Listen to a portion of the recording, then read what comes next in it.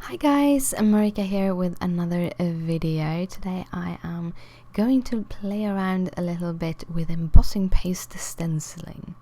But first we come to the coloring of the little image. This is Coralia. She is a merm from Make It Crafty.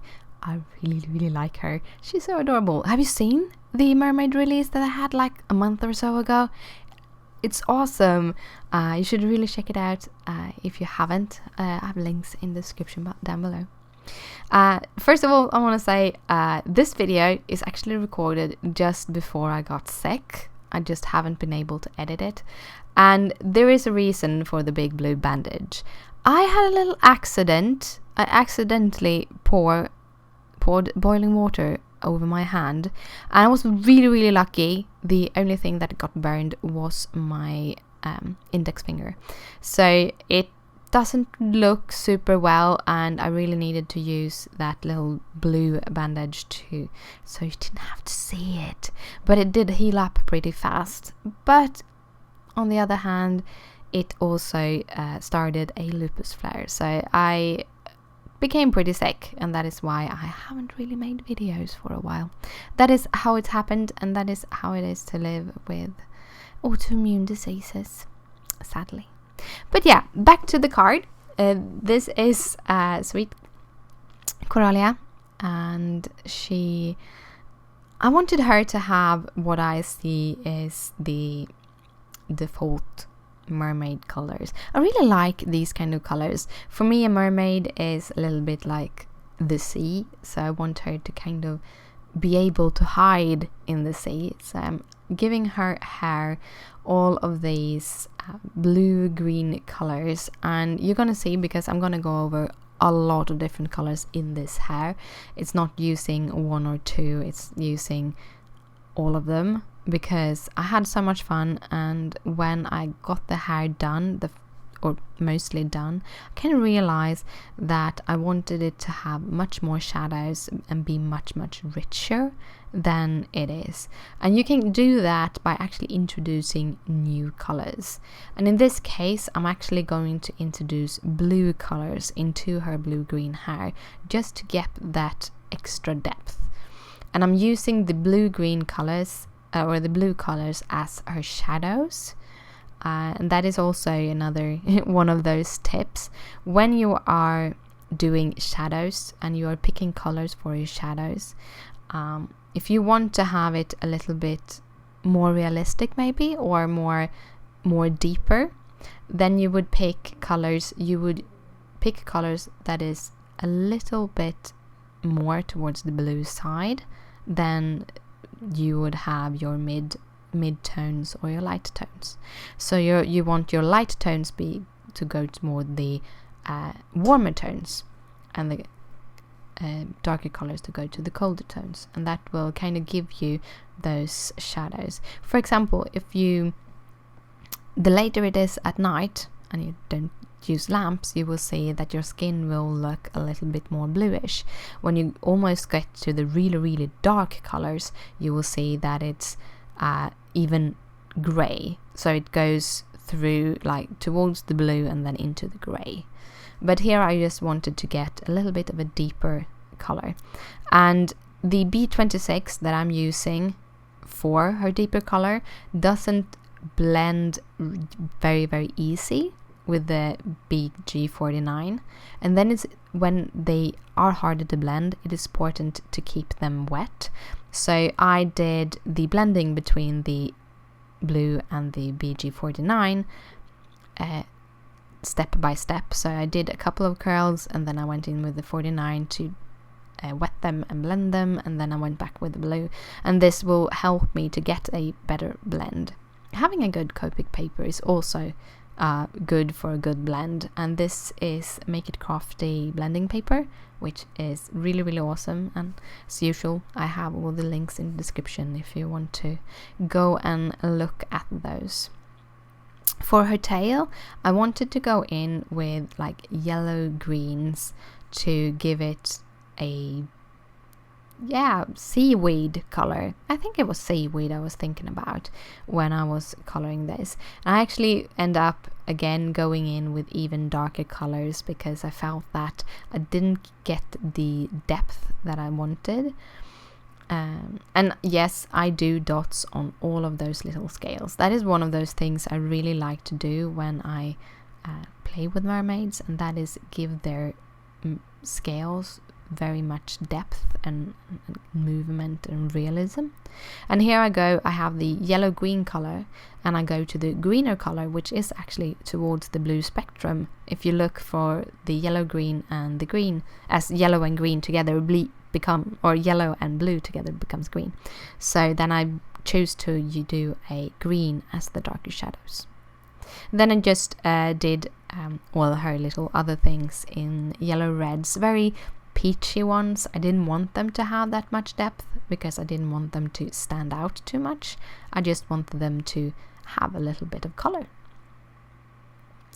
And to finish her off, I actually used some liquid pearls by Ranger. I'm using the white one. I did try blending it out with water, but it didn't give me the result I wanted. So I just took it straight from the bottle together with a little brush, and then I just dotted it for every little pearl she has, and she has a lot of pearls.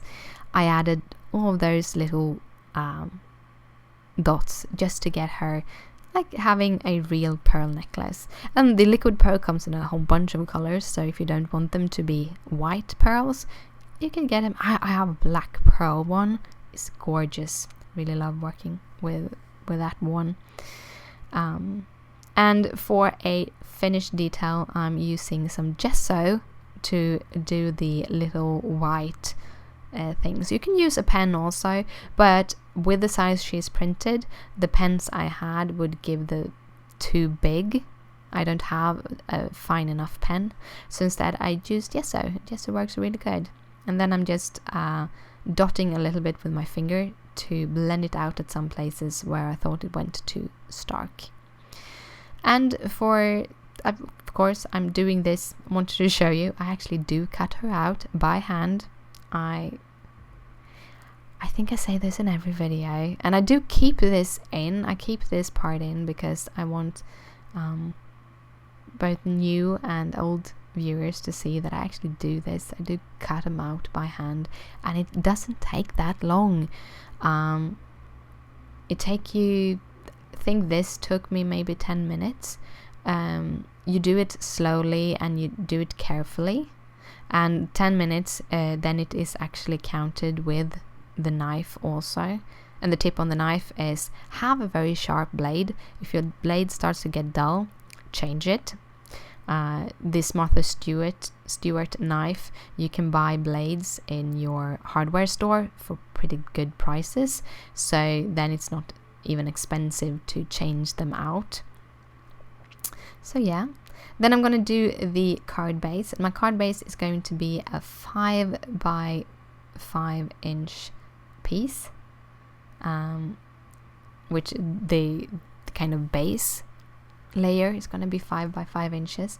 And I'm going to start by doing some blending, and I'm using twisted citron, salty ocean, peacock feathers, and a little bit of chipped sapphire on this piece to kind of make it like an ocean scene, like she's in the ocean. It's not super important that this blend is perfect. It just have to be in the range of perfect. I'm doing this on Nina. Sometimes my blends become good, sometimes they don't. I don't really know what the difference is. More than you need to have a very light hand. You don't want to push hard on your tool, because then it will you will create more of those blotches. Instead, just have a light hand and go over it several times. And then I'm just going back up on to add the blending between the colors.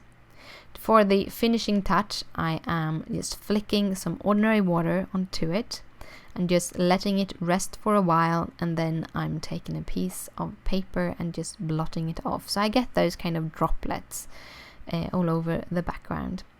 And here's the fun thing. We are going to play with some embossing paste.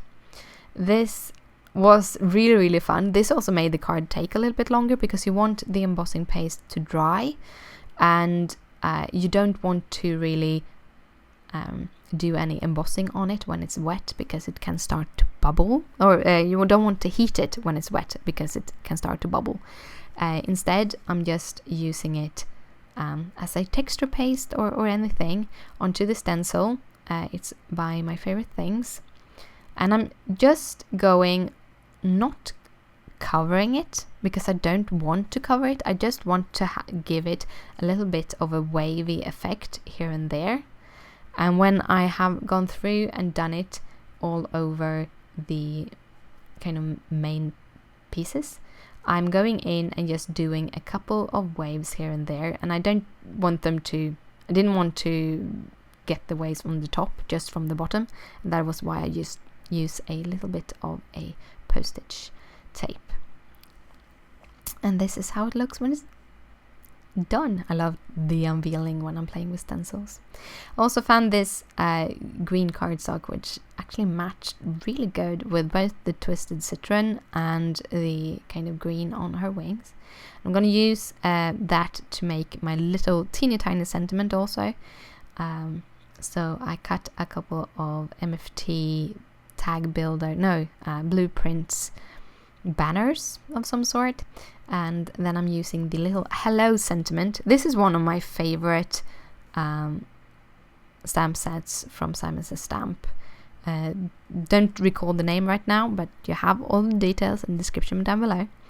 And then I'm just making a card base, which I have cut to 5.5, and then I score it at 5.5, so I have it full length, and then just cut it to 5.5. And then I use this little piece, which is 5 3/8 by 5 3/8, and on top of that I'm going to do the 5. No, it's actually 5 1/4 by 5 1/4, and this is 5. So I have a little bit of a bigger border than I usually have. And then I'm using some foam tapes on the back side of my little sentiment, but also on the back side of the mermaid. And that is the card for today. I hope you liked it. If you do, please thumbs it up and share it with your friends. It means a lot to me. If you have any questions, just comment down below. And if you want to see more videos like this, just hit that subscribe button. So thank you again for watching. I'll see you later. Bye!